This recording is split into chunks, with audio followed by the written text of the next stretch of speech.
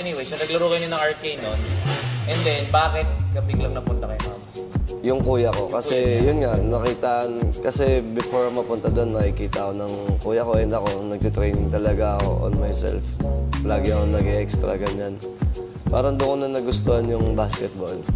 So, pa 4th year high school ako nun. Yung parang subukan ko to, kung pwede talaga ako dito. 4th year, pare-tire na tao nun. 4th year. Pababa na yung laro ko.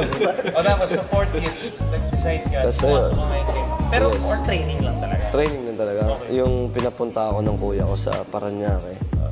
So, uwian ako lagi nun from Quezon City, papunta Parañaque. Then, yes, bus. Lagi ako nagbabas. After lagi ng class ko, Friday, rekta kagad ako doon.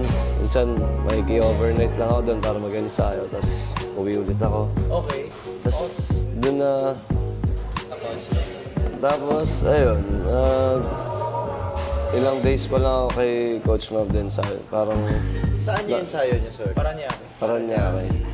Yes. Two times sa loob lang ng bahay, tsaka sa labas ng Saan ka bahay. nagsistay? Doon sa kanila.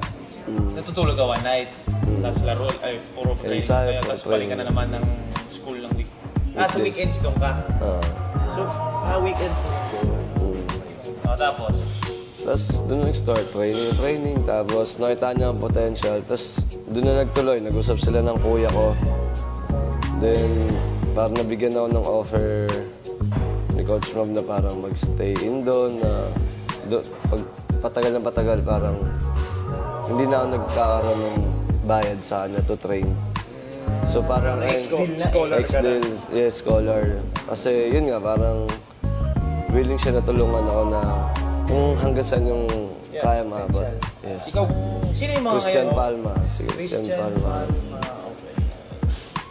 Okay. Anyway, ako naman na dyan, ako na pumapag-usapan natin dyan. Curious pa naman ako. Like, syempre, di ba, gusto mo malaman yung mga ins and outs. Kasi nakakatawa din kahit anong sabihin mo, napalaki niya ng ganun eh. I mean, He's still curious na parang. tsaka bro, at the end of the day, may produkto si Coach Mav. Yun, totoo yun. Nag-pro siya, bro. Champion. Okay. Anyway, so, paano ka napuntang Perpetua? Kasi doon nakita unang naabutan eh, Perpetua. Kasi analyst ka nun. Analyst ako. Ito kasi yung kwento niya. Analyst ako. Alam kong may maps. Pero hindi kasi ako yung market nun eh. So hindi ko talaga napapanood nung time na yun. Di ba sa Facebook usually nakikita ko yan. So nakikita ko minsan teletrain si Perez. So nakikita ko naman. Pero hindi ko alam yung in-house. Ang nakikita ko yung tinitrain niyang mga sikat na. Yes. Brian Heruela, ganyan, nakikita ko yan. So, bigla kang pinasok nung 4th quarter. Sabi ko, sino tong batak na to? Kasi, ang laki ng katawan mo nun, bro. Di ba? Laki ng katawan mo nun. Sino tong batak na to? Ayan yung taga-mabs. Hindi ko kasi alam, di ako. So anyway, 4th quarter ka na pinasok nun. Pero sobrang agresibo mo, bro. Like, tangin na harakira. Pero sobrang batak mo nun, pare. So sabi ko, tangin na ba't ang laki ng katawan nito, bro? As in, malaki talaga. So doon kita unang nakita.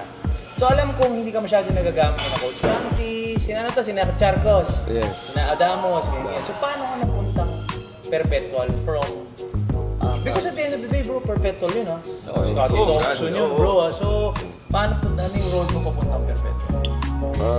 Ayun yung napagkasunduan namin ni Coach Mav. Nung napunta na ako sa kanya, training, napag-usapan namin na nag-try out din kasi muna ako ng sa FEU, college. Nakuha ako doon, Team B. Then, after that, alam naman natin pagdating sa college, hindi basta-basta makapasok papuntang Team A. Anong year to? Wala na. Last year nila Sino yung player? Talomia. Last year nila Talomia.